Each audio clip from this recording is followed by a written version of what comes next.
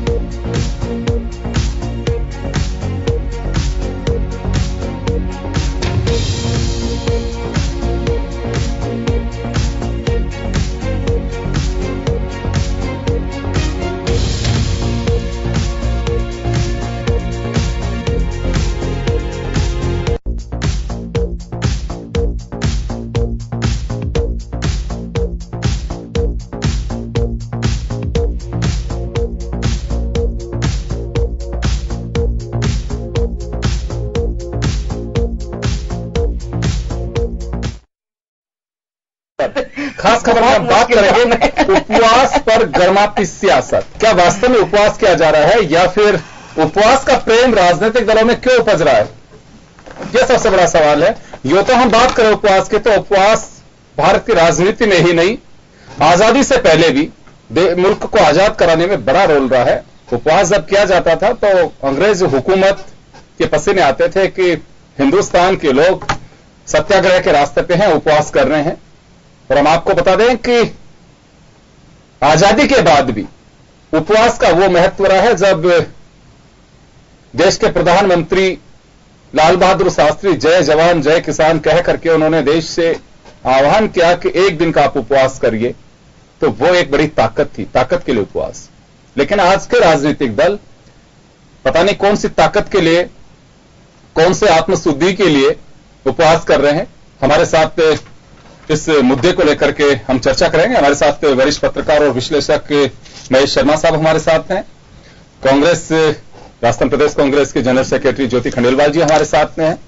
दीपक भाकर साहब भाजपा नेता हमारे साथ। आप सभी का स्वागत है। आज का मजमून हम आपको दिखाएंगे और उसके बाद हम चर्चा करेंगे कि उपवास के मायने क्या है, क्या वास्तव में उपवास किया जा रहा है, अपने लिए उपवास कर रहे हैं कि देश के हित के लिए उपवास कर रहे हैं। तमाम पहलुओं को छूने की कोशिश करेंगे। एक बार जरा आप सुनिए। सुनाई देगा क्या हमको भी, क्या बोल रहे हो आप?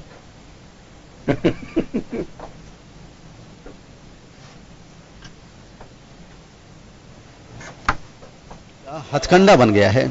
उपवास भारतीय संस्कृति से जुड़ा हुआ है और ये मानव की देह और आत्मा शुद्धि में महत्वपूर्ण भूमिका निभाता आया है।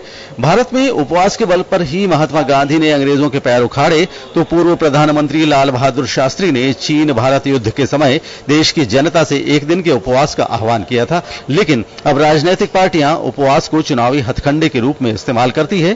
कांग्रेस ने 2 अप्रैल को उपवास किया तो उसके जवाब में अब बीजेपी विपक्ष पर संसद न चलने देने का आरोप लगाते हुए उपवास पर जा रही है। हमने जो बात की है वो ये है कि ये जो आखिर लोकसभा न चलने देना और उसके कारण से जो जनता के इश्यूज आने वाले थे उन सारे इश्यूओं को आपने खत्म कर दिया। इसके कारण से प्रधानमंत्री स्वयं उपवास कर रहे हैं। बीजेपी के सांसद उपवास पर बैठेंगे। बीजेपी के इस ऐलान के बाद कांग्रेस इसे ढकोसला करार दे रही है। खुद प्रधानमंत्री मोदी उपवास पर बैठेंगे।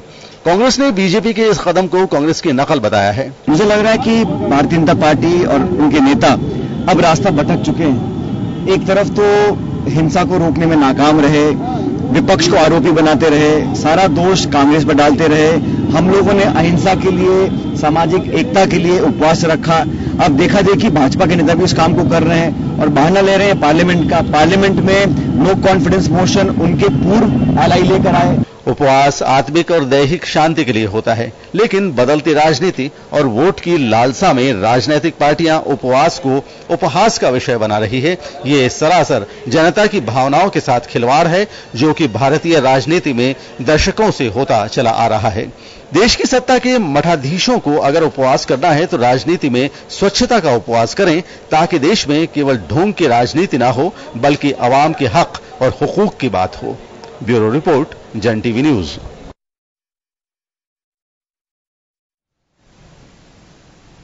चलिए, आपने सुना 9 तारीख को पहले कांग्रेस बैठती है उपवास पर, उसके बाद अब सत्ता पक्ष की बारी है कि वो उपवास करेगा। चलिए, लेकिन उपवास के मायने क्या है हम बात करेंगे। हमारे साथ महेश शर्मा साहब है। महेश जी, आपसे जानना चाहूंगा कि उपवास के कुछ मायने हैं कि राजनीतिक दल इसे जचे जब भी आप शुरू कर सकते हो। उपवास जो है, जो हमने बुजुर्गों से देखा है, हमारे राजनीतिक इतिहास जो हमने देखा है, उपवास के मायने क्या रहे हैं, उपवास का तरीका क्या होता है। लेकिन अब तो मायने और तरीके दोनों मुझे बदलते नजर आ रहे हैं। देखिए, जहां तक है, हम अगर इसको सैद्धांतिक रूप से अगर देखा जाए, उपवास का मतलब जो है कि कुछ शारीरिक कारणों से भी उपवास रखे जाते हैं ताकि स्वास्थ्य आदमी का ठीक रहे। दूसरा, एक धार्मिक आस्था या लक्ष्य को साधना या किसी से ईश्वर से कुछ चीज मांगनी हो तो ये एक जरिया होता था कि उपवास रखे जाएंगे और इसका धार्मिक महात्म्य भी था। फिर तीसरा यह आया कि आजादी प्राप्त करने से गांधी जी ने इसे एक उपवास का जो है एक गांधी ने अहिंसात्मक अपना विरोध दर्ज करने के लिए इसका सहारा लिया। तो ये उपवास वहां से ये बैठना जिससे दूसरा आदमी दबाव में आता था, तो कुल मिलाकर के उपवास का ये होता है। उपवास में कहीं न कहीं हम एक उद्देश्य को लेकर के कुछ प्राप्ति करने के लिए हम ये करते हैं इसका उपवास का। अगर शाब्दिक रूप से अगर उपवास की ये व्याख्या की जाए तो इस तरह का होता है। लक्ष्य होता है तो उसी लक्ष्य को ध्यान में रखते हुए आजकल जो उपवास की जो अवधारणा जो राजनीति में आई है उसमें कहीं न कहीं विरोध प्रदर्शन करना होता है और कहीं अपनी मांग की पूर्ति करवानी होती है। एक ये अप्रत्यक्ष रूप से नैतिक दबाव होता है सरकार पे हो चाहे जिस व्यक्ति के खिलाफ या किसी संगठन के खिलाफ किस तरह का कोई आपको मतलब मांगे मनमानी हो। तो आजकल ये आप ये देखिएगा धरना प्रदर्शन वगैरह, तो इसी तरह से उपवास थोड़ा हार्ड हो जाता है। एक उससे भी बहुत ज्यादा हार्ड हो जाता है कि अनिश्चितकालीन अवकाश, अनिश्चितकालीन भूख हड़ताल में, तो भूख हड़ताल तो और भी ज्यादा प्रभावशाली हो जाती है और उसको तोड़वाने के लिए जो भी संबंधित सरकारी तंत्र हो या मतलब जो भी दबाव जो भी प्रबंधक मंडल हो वो उसे तोड़वाने की कोशिश करता है कि और कहीं न कहीं उसे तोड़ के और समझौता करवाने की कोशिश करता है। कहीं न कहीं एक इरादा होता है, एक उद्देश्य होता है कि कुछ प्राप्त किया जाए और कुछ हमारे जो विरोध का एक तरीका होता है उपवास को इस धारणा में लिया जाता है। तो ये मैंने तीनों तरह की आपकी व्याख्या बताई है कि असल में उपवास का मुख्य उद्देश्य यही होता है। अब राजनीतिक दल जो करते हैं तो उनका राजनीतिक इरादा होता है, उद्देश्य प्राप्ति का होता है, हमारी स्वयं की ओर ध्यान बटाने का भी होता है कि हम भी संघर्ष में हैं या हम आपके लिए कुछ कर रहे हैं। ज्योति जी आपके पास आना चाहूंगा। कांग्रेस ने जनहित के मुद्दों पे कोऑपरेटिव का व्यवधान डाला पार्लियामेंट में, इस वजह से सरकार उपवास करके आप लोगों को एक अहिंसात्मक तरीके से ये एक कहने की कोशिश कर रही है कि भविष्य में ऐसी हरकत मत करिए, देश हित में अगर कोई जनहित में अगर कोई बात होती है तो उसमें सहयोग करें, उस पर बहस होनी चाहिए। ये मेरा नहीं है, ये प्रधानमंत्री जी को आपने भी सुना होगा, उस दिन 12 तारीख का जब डेट मुकर्रर कर दी गई थी तब ये बात कही गई थी। पूछा गया कि आप उपवास क्यों कर रहे, तो कहा गया कि प्रतिपक्ष के रवैये के कारण वो उपवास कर रहे हैं।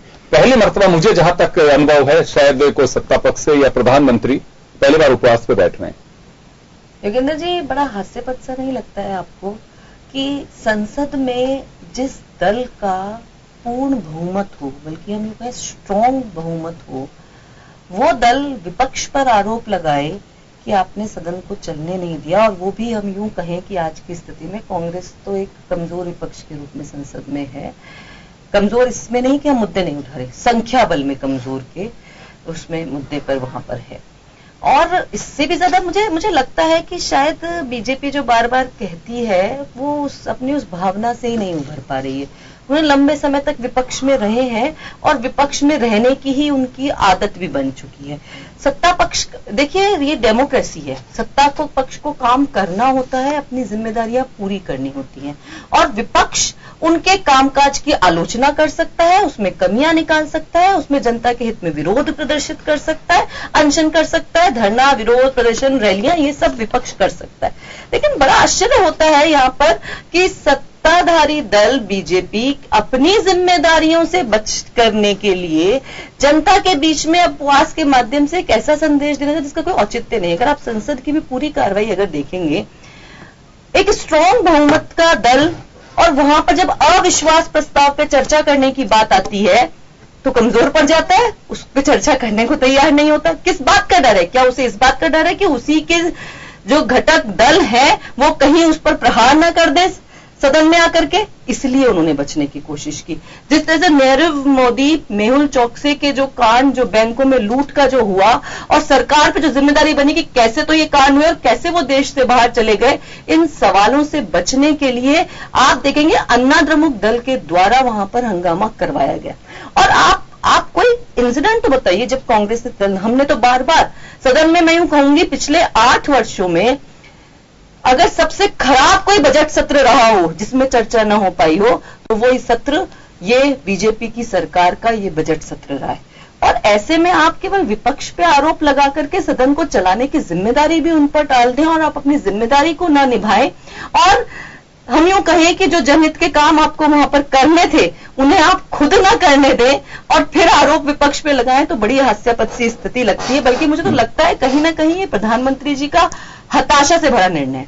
9 तारीख को जो उपवास हुआ उसके पहले जिस तरह से हिंसा की घटनाएं और एक जातीय संघर्ष का एक माहौल जो पूरे देश में बना, जो एक सद्भाव और भाईचारे का जो एक माहौल जो देश में होना चाहिए वो बना, उसके अगेंस्ट जिस तरीके से कांग्रेस ने उपवास का रखा और एक संदेश देने की कोशिश की, उससे हताश होकर के, और आप तभी देखिए ना वो एक सफल उपवास के रूप में अपना मैसेज देने में कामयाब हो सका। इसलिए प्रधानमंत्री जी को लगा कि एक बहुत सही तरीका है। मैं एक बात और यहां पर कहना चाहूंगी, आपने महात्मा गांधी जी की बात की उपवास के मामले में, तो इस उपवास से ये तो साबित होता है कि चाहे महात्मा गांधी जी के आलोचक रहे हों, दल हमेशा से आलोचना करते रहे हों, लेकिन महात्मा गांधी जी की विचारधारा को छोड़ करके भारत देश में राजनीति करना, राजनीति करना, हाँ मैं ये कह रही हूं, महात्मा गांधी जी बिल्कुल उनकी विचारधारा को, उनकी विचारधारा से बीजेपी को, हाँ बिल्कुल उनको इस बात को, लेकिन बड़ा आश्चर्य होता है कि वो सहमति अभी दिखाई दे रही है। उसके पहले तक तो वो बोल से सहमत और उस बात को बोल जी हमारे साथ में। दीपक जी, मैं एक बात जानना चाहूंगा कि कांग्रेस कह रही है कि हताशा से जुड़ा, हताशा जब बीजेपी को महसूस होने लगी तो खुद की आत्मशुद्धि के लिए इन लोगों ने यह रास्ता अपनाया है। और दूसरी बात कि जो करंट इश्यूज हैं उन्हें दबाने के लिए पूरी कोशिश कीजिए, बैंक स्कैम हो चाहे दूसरे मुद्दे हों या फिर सुप्रीम कोर्ट में जो निर्णय दिया है उस पर सरकार का फेलियर जो पॉइंट है, कांग्रेस का आरोप है ये, उन सबसे बचने के लिए यह रास्ता चुना है आपने। देखिए, कांग्रेस की स्थिति बड़ी हास्यास्पद है। पहले मैं आपको उपवास बता दूं, जिस उपवास को पिछले कुछ एक दिनों से उपहास का कारण बना दिया गया है, तो छोले भटूरे वाला उपवास एक नई टर्मिनोलॉजी का इजाफा है। वास्तव में कि वहां के छोले भटूरे में हमारे छोले भटूरे में कितना अंतर है। उपवास एक शारीरिक, मानसिक और राजनीतिक शोधन का माध्यम रहा है। और जिस उपवास की जो धरती रही है, ये महात्मा गांधी का देश है, उपवास की धरती रही है। और अंग्रेजी सल्तनत को भी अगर कभी हिलाने का काम हुआ है तो स्वयं महात्मा गांधी के उपवास ने किया। और जो चीजें कई हिंसा नहीं कर पाई, उससे महात्मा गांधी के उपवास ने किया। इस बात को हम पहले भी मानते थे, आज भी मानते हैं, कल भी मानते हैं। और स्वयं कई ऐसे जो महात्मा गांधी जी के जो निर्णय थे, जिसको कांग्रेस ने कभी एक ठंडे बस्ते में डाला था, कभी उसको आगे नहीं आया, स्वयं अब एक स्वच्छता आंदोलन जो एक जीवन शैली बन चुका है आज की तारीख के अंदर, पिछले 4 सालों में देश के अंदर, उसमें हमारे प्रधानमंत्री ने शुरू किया।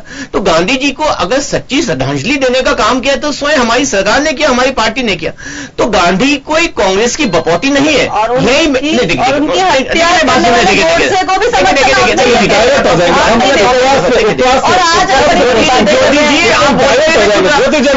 कांग्रेस की यही संसद हो चाहे किसी प्रतिष्ठित चैनल की बात की जगह बात हो, जब इन्हें कुछ मुद्दे नहीं मिलते तो ये चाहते हैं कैसे गतिरोध पैदा करें और कैसे हम इसके बीच में खलल डालें। तो देश की जब सर्वोच्च संस्था के अंदर कई दिनों तक कार्य बंद था और इनको इतना अच्छा माध्यम मिला था कि अपनी बात को रखने का, अपने पक्ष को रखने का। संसद एक सबसे बड़ी पंचायत है इस देश की, जहां आप अपनी बात रख सकते हैं, पक्ष रख सकते हैं। कांग्रेस के पास मुद्दे विहीन पार्टी थी, ये जानती थी हमारे पास कुछ नहीं है तो क्या करें। दीपक जी, आपको हमारी पार्टी ने हाई मॉरल स्टैंड लिया, कांग्रेस हमारे सांसदों ने अपना वेतन बर्बाद, आपको नहीं लग रहा है? बिल्कुल सहमत है आपकी बात। इसलिए हमारे सांसदों ने एक बात कहना चाहूंगा, देने का निर्णय लिया। आप देखिए, इतने दिन हो गए कांग्रेस से इस मामले पर एक बात तक नहीं है। कारण देखिए, इन पार्टी के पास कुछ नहीं है। अब स्वयं के अध्यक्ष से बात करें तो अब तो इतने वीडियो आ गए आजकल मार्केट में कि चाहे विश्वेश्वरैया जी का उच्चारण हो या कोई बात हो या इनके राष्ट्रीय अधिवेशन में उनका जो संबोधन हो, किसी बात को देखो, वो व्यक्ति मैं आज भी बता रहा हूं आपको, उनमें राजनीतिक गंभीरता नहीं है, पॉलिटिकल मैच्योरिटी नहीं है। और ये बात स्वयं कांग्रेस के लोग बात है। आप उनके सद्बुद्धि के लिए देश की इतनी बड़ी विपक्षी पार्टी अगर इस तरह का व्यवहार करेगी तो लोकतंत्र के लिए अच्छा नहीं है। मैं आपको आपको बताना अगर लोकतंत्र की, दीपक भाकर साहब, इतनी चिंता है कि प्रतिपक्ष इतना मजबूत रहे तो एक लीडर ऑफ ऑपोजिशन बना देते हैं। देखिए, लोकतंत्र संख्या बल से चलता है। जब उनके पास उतने लोग ही नहीं है, जब उनके पास इतने लोग ही नहीं है, पहुंच रहे हैं आप? राहुल गांधी के लिए एक हंसने का माध्यम आज बन के रह गए। बड़े दुख की बात, हमें दुख होता है इस बात। सर आपने दो बातें कही। एक बात तो आप ये भी कह रहे हैं कि लोकतंत्र के लिए प्रतिपक्ष में मजबूती बहुत जरूरी है। बिल्कुल हम सहमत। तो सर ये बात आप आगे तो बढ़ाते हैं, आप थोड़ा सा कोशिश करते हैं कि चलो हम एक सीएलपी लीडर तो बना देते हैं पार्लियामेंट के अंदर। तैयार थे, देखिए अब देखिए मेरी बात सुनिए, उसके लिए उतनी संख्या बल होना आवश्यक है। जब ये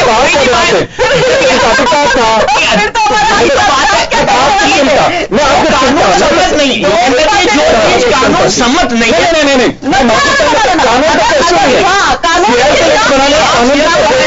संख्या बल तो पहले सीएलपी लीडर बनाया जा चुका है, असेंबलीज में बनाया जा चुका है, पार्लियामेंट में बनाया जा चुका है। अगर संख्या बल नहीं है तो भी सीएलपी लीडर बनाया गया है। मैं महेश जी के पास में जाना चाहूंगा एक बार। महेश जी एक चीज आप बताइए मुझे, ये किस मोड़ पर देश की राजनीति खड़ी है कि उपवास के जरिए एक दूसरे की आत्मशुद्धि की कोशिश की जा रही है? क्या वास्तव में पहले तो ये उपवास का रास्ता चुना है दोनों ही दलों ने?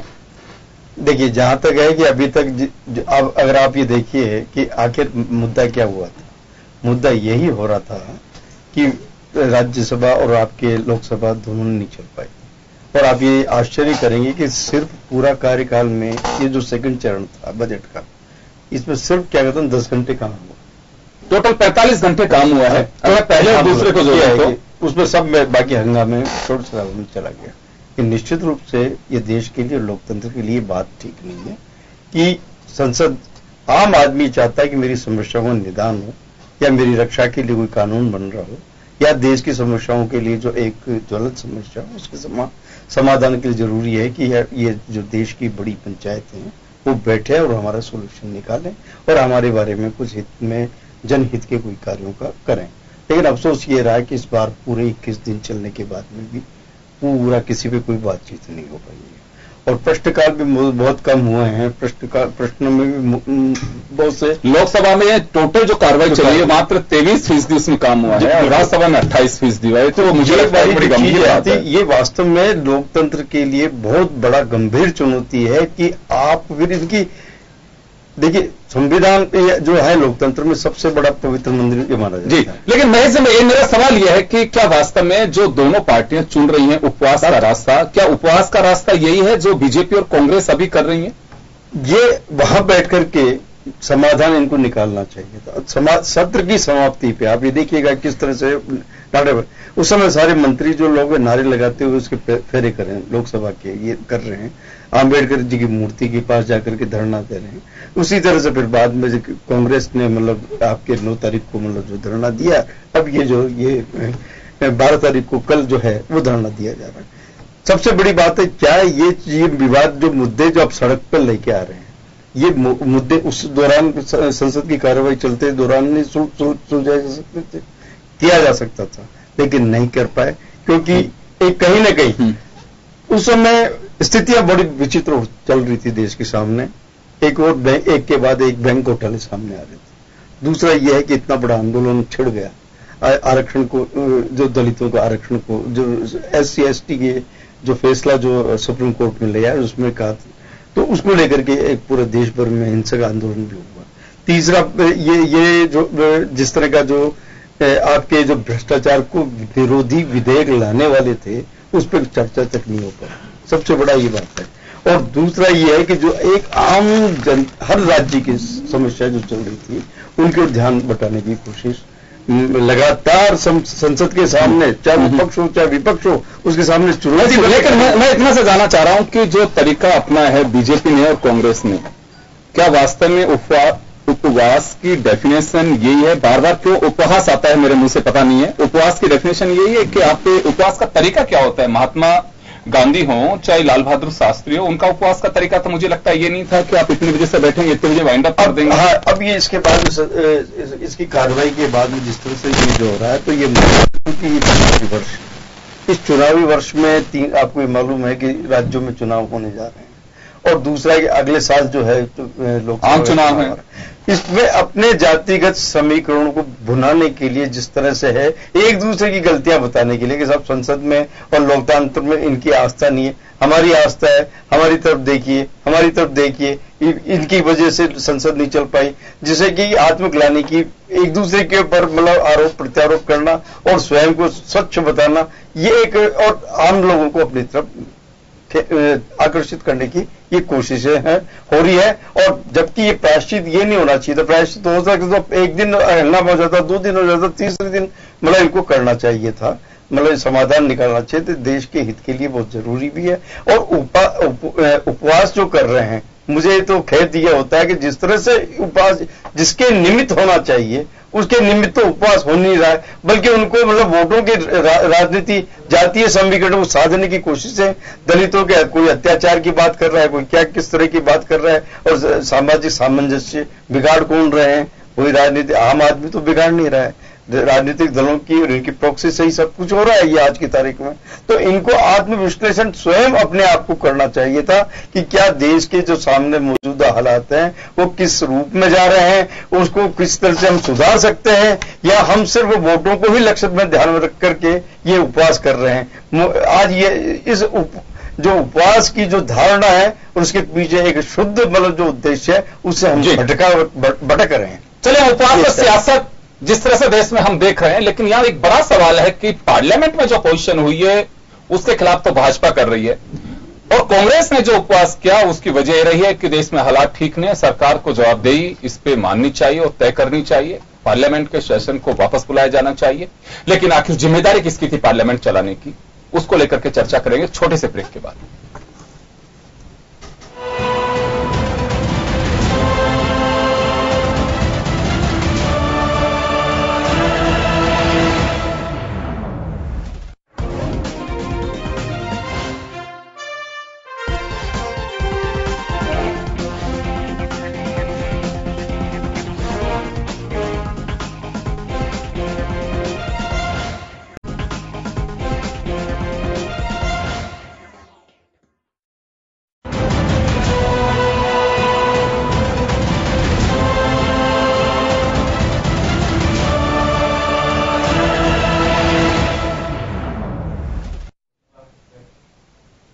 ब्रेक के बाद एक बार फिर आपका स्वागत है। आप देख रहे हैं खास खबर, बात कर रहे हैं उपवास पे गर्माती सियासत पर। इन दिनों देश में उपवास का हमारे यहां पे आत्मशुद्धिकरण का एक बड़ा जरिया माना जाता है और बड़ा हथियार, इसमें कोई संदेह भी नहीं। मुल्क जब आजाद हो सकता है, देश उपवास के नाम पे एकजुट हो सकता है।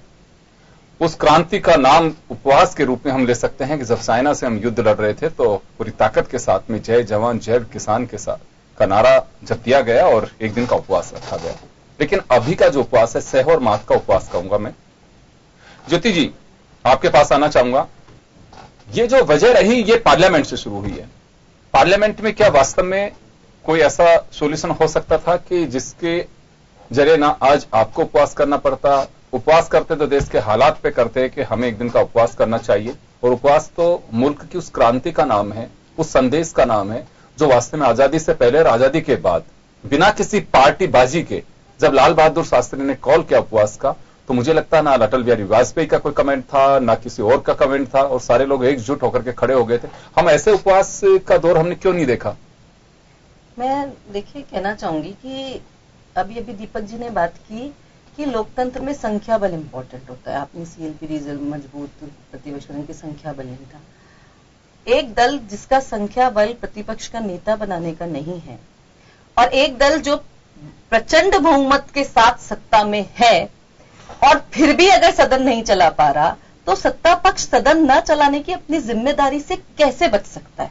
मुझे बात समझ ही नहीं आ रही है कि सत्ता पक्ष अपनी जिम्मेदारी को विपक्ष पर कैसे डाल सकता है।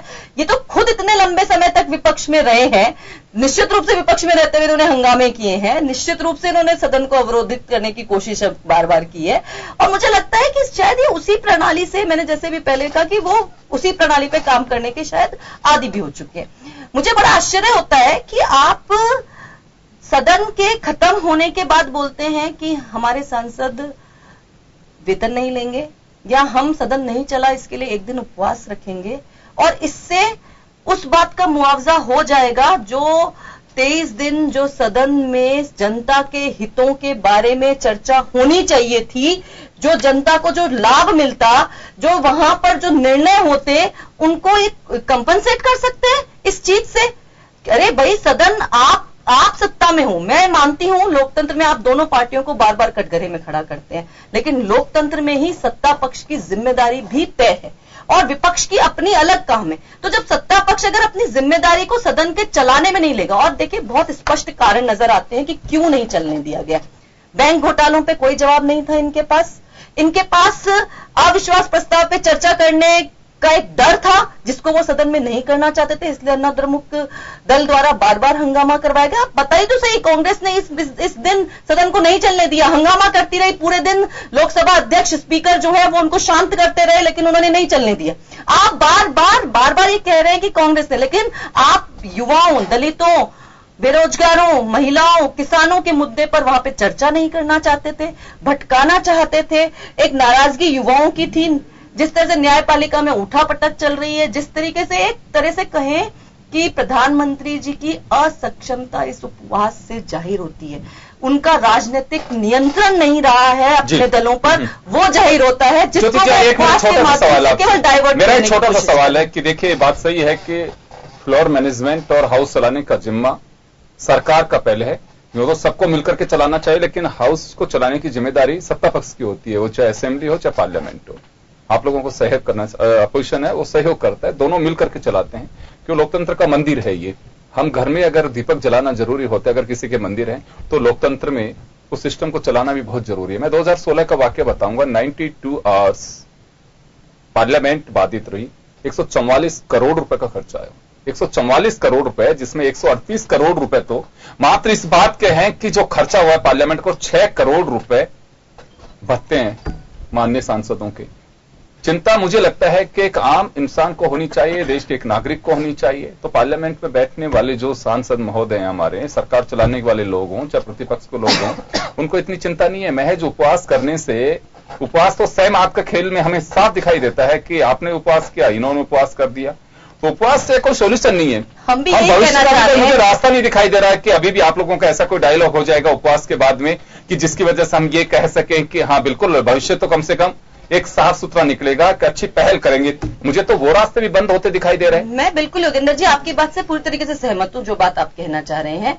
निश्चित रूप से आप आज कांग्रेस ने उपवास किया और आप केवल उपवास की बात कर रहे हैं, आप निश्चित रूप से मैं यूं कहूंगी आत्मशुद्धि जरूर कर रहे हैं। इन्होंने जो गलती जो सदन को न चलने की है और जनता की भावनाओं का जो अपमान सदन न चल के किया है, बीजेपी उसके दोनों तो नहीं लग रहा ज्योति जी आपको ऐसा? नहीं, हमारा मैं आपको बहुत स्पष्ट कहना चाहूंगी, संसद चलते हुए में आप एक भी ऐसा कोई सरकार का कदम बताइए जिसमें उन्होंने सहमति बना करके सदन को चलाने के लिए कोई जिम्मेदारी दीपक बाकर जी के पास में जाना चाहूंगा। ऐसा कुछ नहीं कर दीपक रहे हैं। बाकर जी के पास जाऊंगा मैं। चलिए दीपक बाकर जी के पास में। दीपक जी, मैं एक बात जानना चाहूंगा आपसे कि देखिए, पार्लियामेंट को चलाना ये महत्वपूर्ण बजट सत्र है, और मैं आपको एक बात और कहना चाहूंगा कि पूर्ण बजट के लिए ये मोदी सरकार का आखिरी बजट सत्र है। ये आप पे बजट सत्र का कॉल तो करेंगे, लेकिन वोट एंड अकाउंट पे चले जाएंगे, पूरा आपको एक फाइनेंशियल ईयर का टाइम नहीं मिलेगा उसके लिए। तो ये एक बड़ा ही महत्वपूर्ण था। सरकार अपनी योजनाओं के लिए, सरकार अपनी चीजों को मनाने के लिए, इसमें कहीं कमी है तो डायलॉग की कमी है। ऐसा मुझे नहीं लगता है कि पहली बार ऐसा हो रहा है कि गतिरोध राहों से तोड़ने की कोशिश नहीं की गई हो। कई बार ऐसे हालात बने, अटल बिहारी वाजपेयी जब प्रधानमंत्री बने थे तब भी ऐसे हालात बने थे, चाहे मनमोहन सिंह का वक्त हो चाहे इंदिरा गांधी का वक्त रहा हो, लेकिन एक डायलॉग की कमी नहीं रही है। तो इस तरह के डेडलॉक को तोड़वाने की हमेशा कोशिश की जाती है कि हाउस ठीक से चल सके। पहल कुछ की गई है, केवल बस हल्ला मचाने से मुझे लगता है कि देखिए, रेस्पॉन्सिबिलिटी सत्ता पक्ष की ज्यादा है हाउस को चलवाने की। अगर कहीं को गतिरोध, ऐसा मुझे लगता है कि भारी गतिरोध भी नहीं था कि जिसकी वजह से वो टूट ही नहीं सकता था। और अगर वास्तव में गतिरोध छोड़ करके हम पार्लियामेंट को अनिश्चित काल के लिए स्थगित करते हैं तो रास्ता तो वही पड़ा रहेगा, जब भी चलाएंगे फिर वही हालात बनेंगे। तो अभी को आपके उपवासों से दोनों ही पार्टियां उपवास कर रही हैं, इसे कोई सोल्यूशन हो नहीं रहा है। दीपक साहब, मैं ये कहना चाह रहा हूं। जी योगेंद्र जी, मैं आपकी बात से बहुत हद तक सहमत हूं। देखिए, लोकतांत्रिक व्यवस्था के अंदर ही है, यही एक नियम है कि आप वहां पे जाके चर्चा करते हैं और जनता के हित की बात रखते हैं, इसीलिए उनको वहां के चुन के भेजा जाता है। और संसदीय प्रणाली या व्यवहार भी यही कहती है कि आप वहां जाइए, अपनी बात रखिए, अपना पक्ष रखिए, सुनिए तो सही। अब देखिए, सरकार की तरफ से हमेशा कोशिश रही है, माननीय लोकसभा अध्यक्ष ने कई बार ऑल पार्टी मीटिंग बुलाई है, उसके अंदर उन्होंने कहा गतिरोध को दूर किया जाए। पर जब लोगों की नीयत और नीति में खोट है सामने वाले की, विपक्ष की, आप बताइए कैसे सरकार चली? क्या बीजेपी के संसद सदस्य है जो भी वहां पे हैं वो आप हल्ला मचा देते? जब सामने वाला हल्ला मचाएगा उनको अपनी मर्यादा देखनी चाहिए, उनको ये देखना चाहिए कि उनकी जिम्मेदारी।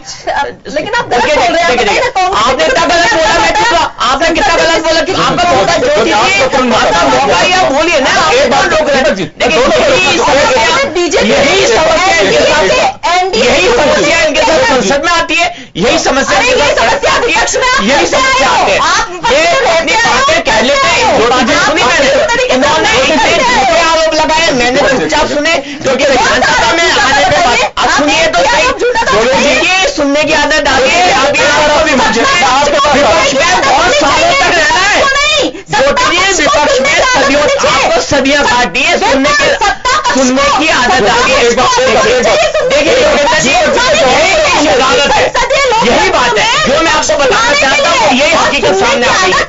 आपके चैनल के माध्यम से राजस्थान की जनता को ये समझना चाहिए कि कांग्रेस पार्टी से भी वही काम करती है और चैनल से भी यही काम करती है। इनके पास आप इनका जवाब तो सुन लीजिए, मुद्दे नहीं आरोप लगाए, आप जवाब तो सुनिए, आप जवाब सुनिए, तभी पता लगेगा। जवाब सुनिए, जनता जान गई है। देखिए आप लोग एक्सपोज हो गए, आप लोग एक्सपोज हो गए, जनता आपको जान चुकी है। बनावट का चोला उठा के फेंक दीजिए, जवाब तो सुन लीजिए, बनावट का चोला उठा के फेंक दीजिए, नाटक फेंक दीजिए।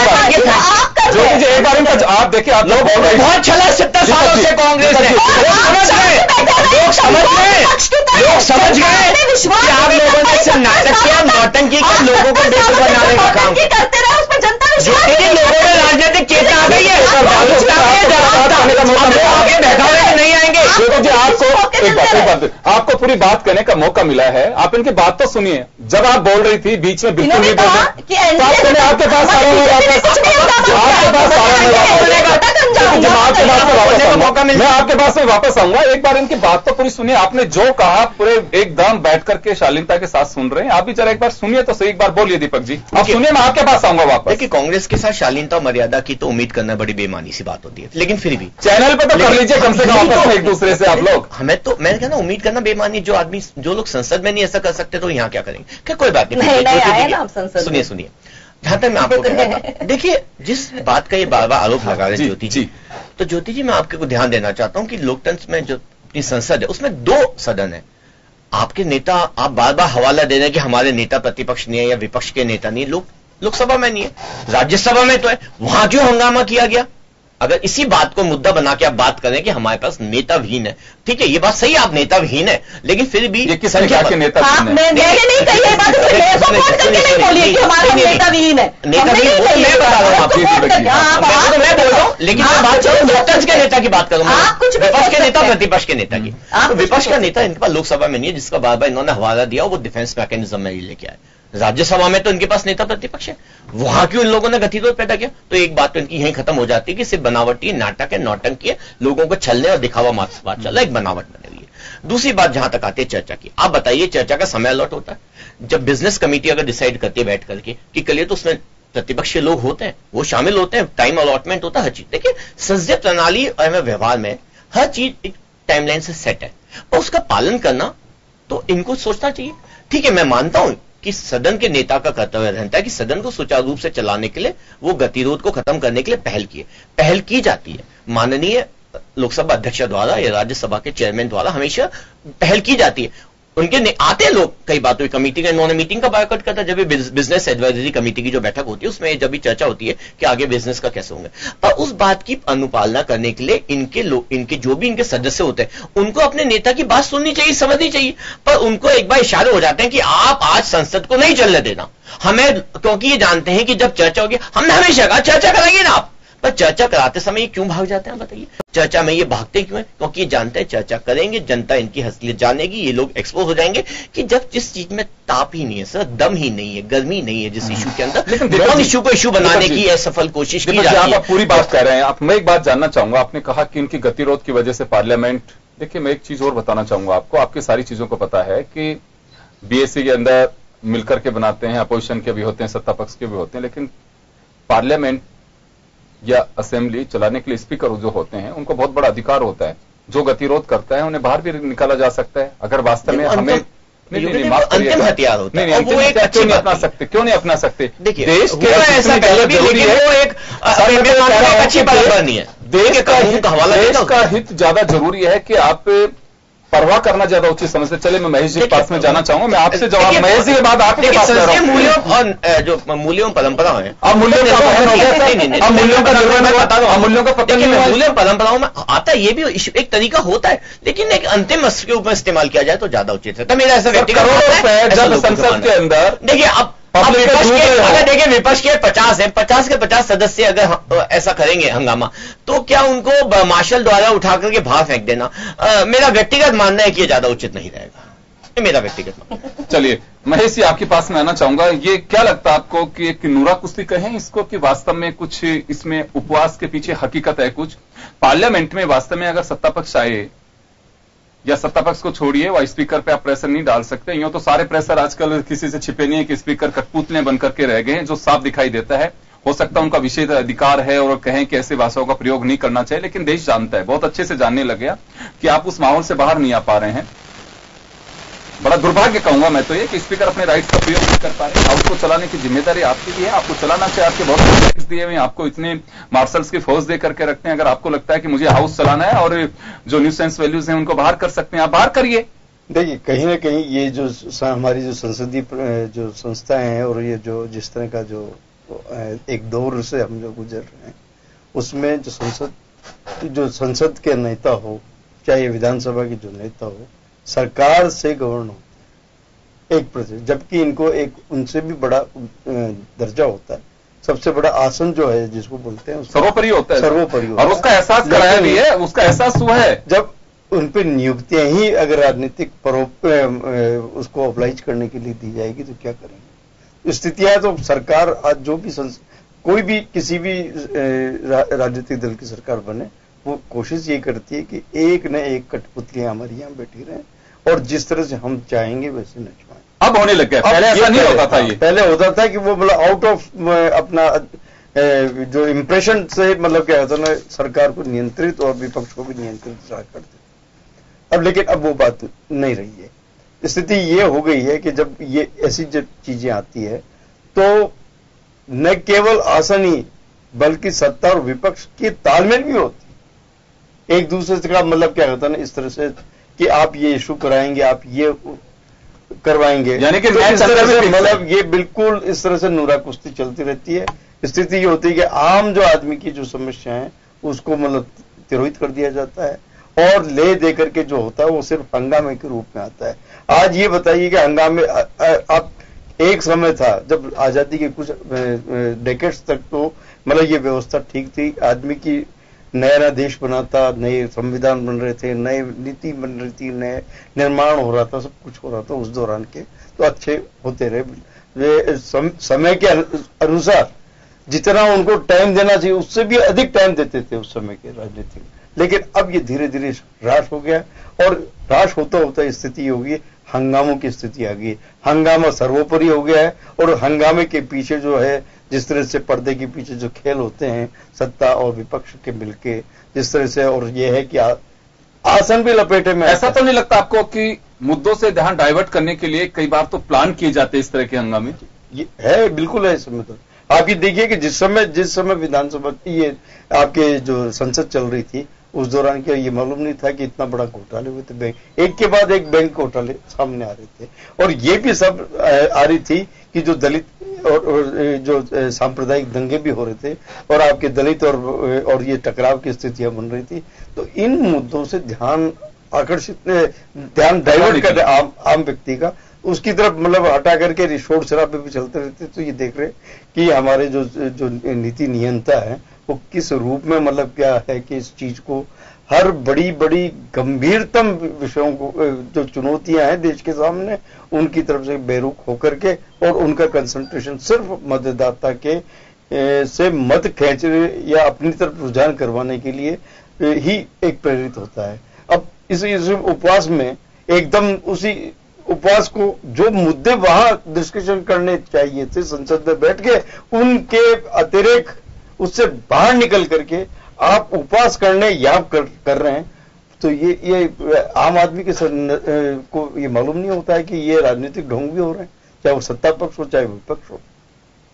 वो नहीं चलने दे रहे हैं, ये हम नहीं जाने की नैतिक जिम्मेदारी। कुल मिला के महेश जी बात यह है कि जनता जो बीजेपी और कांग्रेस का जो उपवास है उससे कोई सरोकार नहीं है और बहुत ज्यादा गंभीरता से नहीं ले रही, ये मान सकते हैं। ये बिल्कुल चुनावी सारी जो कुछ जिस तरह की क्रियाएं प्रतिक्रियाएं जो भी हो रही हैं, ये सिर्फ चुनाव को ध्यान में रखते हुए हो रही है कि एक दूसरे के वोट बैंकों को किस तरह से जब्ती की जाए और किस तरह से मतलब उनको तोड़ा जाए, किसको किससे तोड़ा जाए, ये सारा मतलब क्या कहते हैं ना, इस तरह का खेल हो रहा है और ये देश के लिए ठीक नहीं है, देश की एकता के लिए और देश लोकतंत्र के लिए मतलब इस तरह की जो गतिविधियां जिस तरह से हो रही हैं ये ठीक नहीं है।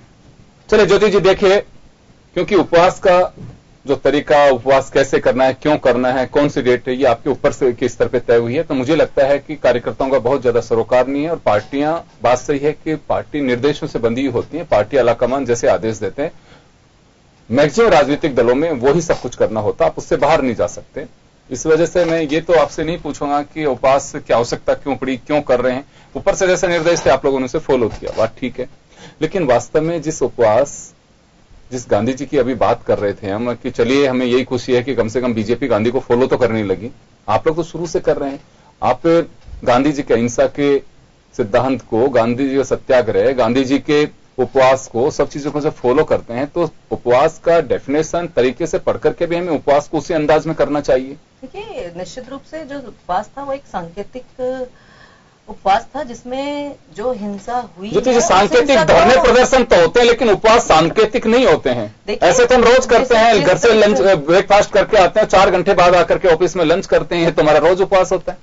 देखिए, मैं ये तो नहीं कह रही कि आप की वर्किंग में क्या है और क्या नहीं है, लेकिन मैं निश्चित रूप से ये बात जरूर कह सकती हूँ और मुझे तो अच्छा लगा दीपक जी की बात सुनकर कि बीजेपी को पता है कि संसदीय या ये नई जानकारी आई है कि संसदीय को चलाने के लिए कार्य प्रणाली होती है, एक बिजनेस कमेटी होती है जो डिसाइड करती है। मुझे लगता है बीजेपी पहले विपक्ष में भी रही है और संसद को अवरोध करने का काम इन्होंने खूब जम करके किया है, लेकिन अब इनको शायद नए पता चला है कि कैसे संसद चलाई जाती है और उसमें विपक्ष नहीं चलाने देता है और तो सरकार की कोई जिम्मेदारी नहीं होती। आप बिल्कुल बोलिएगा दीपक जी, मैं नहीं बोलूंगी उस समय पर। जहां तक बात एक और कही जाए कि आपने इनको उपवास में की बात को कहा जाए तो मुझे बड़ा मैं याद दिलाना चाहूंगी आपको गुरुचरण छाबड़ा जी, जिन्होंने राजस्थान में अनशन किया और अनशन करने के बाद उन्होंने अपनी जान गंवा दी और एक ऐसी पार्टी जिसकी उसी पार्टी की सरकार यहां पे राजस्थान में थी और उसके बाद भी उन पर अनशन का जरा सा भी असर नहीं पड़ा और शराबबंदी जैसे जनहित के मुद्दे पर वो काम कर रहे थे। मुझे नहीं लगता कोई राजनीति से प्रेरित ये काम था, किसी दल को वो सपोर्ट कर रहे थे, किसी राजनीतिक परिभाषा और वोट बैंक को खींचने का वो काम कर रहे थे। उसके बावजूद सरकार जो है उनकी हम यूं कहें जीवन नहीं बचा पाई, इसमें सरकार की बहुत बड़ी जिम्मेदारी थी। तो फिर जब वो पार्टी और जो पार्टी लगातार गोडसे जी का समर्थन करती रही, गोडसे को करती रही और महात्मा गांधी वो आज अचानक से वो जागती है और मैं इस मामले में तो यूं कहना चाहूंगी कि हमारे देश की राजनीति हो चाहे देश की कार्य प्रणाली हो, वो बिना महात्मा गांधी की विचारधारा के चल ही नहीं सकती। इसलिए बीजेपी की तो मजबूरी थी कि उन्हें महात्मा गांधी जी को स्वीकार करना ही पड़ता है, इसमें तो कोई डाउट ही नहीं है। एक बात तो कहना चाहूंगा, कांग्रेस लगातार ये बात क्यों कहती है? पार्टी के बीजेपी के किसी नेता ने बात कभी कही है कि गोडसे को हम फॉलो करते हैं? बीजेपी का किस नेता ने कहा कि गोडसे को हम फॉलो करते हैं? आप आरएसएस और बीजेपी को मैं तो नहीं मानती, आप मानते हैं डिफरेंस है। वहां से बहुत सारे नेता उठ करके बीजेपी में राजनीति करते हैं और वहां पर आकर के और आरएसएस में कई बार कई उदाहरणों के साथ ये कहा जा सकता है कि उन्होंने गोडसे की मूर्ति तक लगाने की बातें वो वहां पर करते हैं। तो मैं इसमें मेरे को नहीं लगता, आप आरएसएस और बीजेपी को अगर डिफरेंट करके देखते तो मुझे लगता है जनता ही स्वीकार नहीं करेगी इस बात को, तो कि आप एक ऐसी बात बोल रहे हैं कि जिसका शायद कोई औचित्य ही नहीं है। तो इसलिए पार्टी स्तर पर किसी ने कहा कि गोडसे को हम फॉलो करते हैं? देखिए, मैं यूं कहना चाहूंगी कि बीजेपी जो बार बार एक बात कहती है कि 70 सालों तक आपने राज किया और ये किया और अब राजनीतिक चेतना आ गई। मैं एक बात बताना चाहूंगी कि 70 सालों से ही देश में डेमोक्रेसी है, कभी भी हिटलरशाही नहीं रही है। तो अगर कांग्रेस को अगर सत्ता में रहने का अगर अवसर मिला है तो वो जनता ने दिया है। और आप अगर आज ये कह रहे हैं कि आज लोगों में राजनीतिक चेतना आ गई है और इसलिए अब हम सदियों तक या हम दशकों तक हम ही राज करेंगे, तो आप बहुत बड़ी गलतफहमी में है। जो आपके पूर्वज थे वो भी उतने ही समझदार थे, उतने ही राजनीतिक रूप से जागृत थे और उतना ही अपनी सोच और समझ रखते थे। इसलिए आज आप नए नए अगर आप आए हैं, आप मानते हैं, जबकि हम तो ये कहते हैं कि बीच बीच में आपको कई बार देश की जनता ने मौका दिया है, लेकिन आप उसे रिपीट नहीं कर पाए, आप जनता की उम्मीदों पे खरे नहीं उतर पाए, इसलिए जनता ने वापस कांग्रेस को समर्थन दिया और यही आगे आने वाले समय में फिर होने वाला है। आप जो बार बार जो बात कह रहे हैं, आने दीजिए चुनाव, फिर अभी उपचुनावों में राजस्थान में पता चला आपको जो स्थिति सामने आई, वहां पे जनता ने आपको आईना दिखाने का काम किया कि अगर आप जनता के हितों के काम नहीं करेंगे, आप इस घमंड में रहेंगे कि हमको प्रचंड बहुमत मिल गया, अब हमें जनता की आवश्यकता नहीं है, अपनी हिटलरशाही अपनी मनमर्जी से सरकारें चलाएंगे, तो उस गलतफहमी को जनता ने राजस्थान के उपचुनावों में दिखाया है, आईना दिखाने का काम किया है। और अगर आपका यही रवैया रहा तो निश्चित रूप से आगे आने वाले चुनाव है उसमें भी आपको जनता आईना दिखा देगी। इसलिए जनहित की सत्ताधारी पार्टी, एक लाइन और जोड़ दीजिए आप इसमें कि देखिए जनता जनार्दन है, आईना किसी को भी कभी भी दिखा सकती है, बिल्कुल दिखा सकती है, हम स्वीकार करते हैं इस बात को, इसमें कोई डाउट नहीं है, हमने स्वीकार किया भी इस बात को। और मैं यही बात कह रही हूं कि जो बार बार 70 साल बोलते हैं उसमें मैं गिरा सकती हूं कि समय हो चुका है। दीपक जी, उपवास का तरीका ये ठीक है, आप लोग 2 घंटे की अभी जो पता चला है कि 11 से 1 बजे तक उपवास करेंगे। उपवास मुझे लगता है कि हमारे, देखिए जिनको हम फॉलो करने की कोशिश कर रहे हैं, उपवास जहां से निकल करके आया है वो उपवास ऐसा नहीं होता है। देखिए पहले मैं इनकी बात का जवाब दे दूं, इनकी बड़ी खुशफहमी है कि ये आ रहे हैं। देखिए आपने उनको ज्यादा समय दे दिया, फिर भी कोई बात नहीं। देखिए ज्योति जी को और इनकी पार्टी को बड़ी खुशफहमी है, इनकी खुशफहमी है कि ये लोग वापस आ रहे हैं। ठीक है, अगर ये काल्पनिक जीवन जीना चाहते हैं तो इनको पूरा ये स्वतंत्र उस बात के लिए। मैं 2 बात कह दूं, कांग्रेस के साथ ये बहुत बड़ी गलतफहमी है कि ये अपने आप को मानते के चल रही है कि हम तो आने वाले और यही इनकी गलतफहमी इनको नॉर्थ ईस्ट में ले डूबेगी, साउथ में ले डूबेगी, आने वाले लोकसभा चुनाव में भी इनको जनता सबक सिखाएगी कि ये जनता को बड़े हल्के में ले रहे हैं और ये मान के चल रहे हैं कि जनता हाँ हमें तो फायदा है क्योंकि हम तो मान के चल रहे हैं कि कैसे सोच, बिल्कुल ही अगर ये खुशफहमी रहना चाहते हैं तो इनकी सोच है इनकी। मैं दूसरी बात करना चाहूँ, शायद इंदिरा जी को ये बात कही गई थी, वो मैं ज्योति जी को कहना चाहता हूं, जो 2 लाइन है उसके अंदर कि आपके पांव के नीचे जमीन ही है, पर अजब तो ये बात है कि आपको फिर भी यकीन नहीं है। ये आज भी इस गलतफहमी में है कि हम वापस आएंगे, जनता हमारे साथ है। देखिए जनता को इन्होंने बहुत छला है, बहुत लूटा है, बहुत बेवकूफ बनाया, बहुत मूर्ख बनाने की कोशिश की, पर जनता बड़ी सजग है। और लोकतंत्र में बताऊं, पॉलिटिकल मैच्योरिटी टेक्स टाइम, ये बात बड़ी सही बात है। 70 साल एक डेमोक्रेसी को मैच्योर होने के लिए कम समय, 100-200 साल लगते हैं जब जाके लोकतंत्र मजबूत होता है और उसको मैच्योर होता है। तो आने वाला समय जो बार बार ये कही जाती है, तो हम इसीलिए आपको बता दें कि आने वाले समय में जनता में और जागरूकता आएगी। जनता ये देखेगी, आप देखिए जो कई बातें हैं आजकल तो सोशल मीडिया के बड़ा स्ट्रांग हो गया, सो सोशल मीडिया के माध्यम से और बाकी मीडियम के प्रिंट एंड इलेक्ट्रॉनिक मीडियम के माध्यम से, आप लोगों के माध्यम से जनता के अंदर ये बात आ गई, वो चर्चा करने लगी क्या गलत है क्या सही है। जो एक टाइम में लोकतंत्र, आप देखिए कौन है जिसने पार्लियामेंट के अंदर सीसीटीवी कैमरे लगाया, कहा कि प्रोसीडिंग्स खुले होने चाहिए, जबकि विरोध हुआ हमारी सरकार थी, तत्कालीन सरकार ने, प्रमोद महाजन ने कहा नहीं, उसके अंदर आपको कैमरे लगने चाहिए ताकि लोगों को पता चले कि उनके प्रतिनिधि जाके पार्लियामेंट के अंदर क्या उनका पक्ष रख रहे हैं, नहीं रख रहे हैं तो कितनी मजबूती से रख रहे हैं। तो हमने हमेशा वही काम किया जो जनता के भले के लिए था, जनता के हक के लिए था। उनकी लड़ाई हमने सड़क पे भी लड़ी और संसद में भी लड़ी, पहले भी लड़ी और आगे वाले समय में भी लड़ेंगे। तो मैं आपको लास्ट 30 सेकंड का वक्त, आप उपवास पे कह दीजिए, उपवास का जो आप लोग तरीका अपना रहे हैं, क्या वास्तव में ये, मैंने फिर जैसे ज्योति जी से कहा, आपका निर्णय नहीं है, निर्णय ऊपर से है तो आप उसको ओवरटेक नहीं कर सकते, लेकिन उपवास का एक आम जो पब्लिक मैन जो देखता है वो उपवास का तरीका ये नहीं है। देखिए उपवास, व्रत, अनशन ये एक माध्यम होता है, जैसे मैंने आपको कहा था शारीरिक मानसिक, क्योंकि धर्म सांकेतिक हो सकते हैं, आंदोलन सांकेतिक। मैं आपको एक बात बता दूं, इन्होंने जो हमारे संघ के लिए जो इनकी विचारधारा, जो संघ ये विचारधारा है, और सबसे बड़ी अगर मैं बोलूं कि राष्ट्र हित के बारे में सोचने वाली संस्था है तो राष्ट्रीय स्वयंसेवक संघ है, उसके बारे में बता दूं। और बार बार उसके ऊपर इस तरह के आरोप लगाना मेरे ख्याल से उनके साथ ज्यादती होगी और अन्याय होगा। इस बात को नेहरू जी ने उस समय मान लिया था कि अगर सबसे बड़ी राष्ट्रभक्त संस्था है तो है, तो शायद इनका ये हमारी बात माने न माने, ये अपने पूर्व प्रधानमंत्री, अपने पूर्व नेताओं की बात को शायद बार बार भूल जाते हैं। तो मैंने यकीन ये लाइन भी बोली गई, किस तरह नेता नहीं माना जो दीदी गलत हो गए, इंदिरा जी को बड़ा नेता माना गया था, इंदिरा जी को हमने हमेशा सही कहा, हमने स्वीकार किया। अगर उनको दुर्गा का